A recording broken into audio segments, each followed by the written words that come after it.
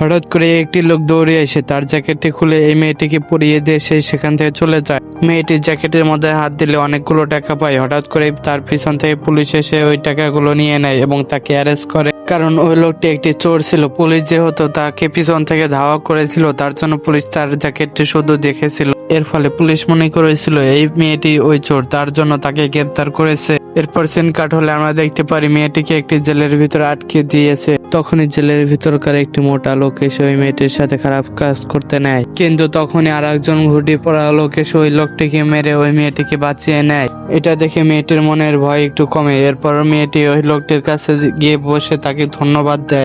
এরপর লোকটি বলে, হ্যাঁ ধন্যবাদ, কিন্তু তুমি আমাকে সত্যি করে বলো তো তুমি কি চোর? আর আসলেই কি তুমি ওই টাকা চুরি করেছো? কারণ যারা চুরি করে তারা এত ভয় পায় না। এরপর মেয়েটির সাথে কি হয়েছিল দেখতে চাইলে ভিডিওতে লাইক দিয়ে কমেন্টে পার্ট 2 লেখো এবং চ্যানেলে নতুন হয়ে থাকলে সাবস্ক্রাইব।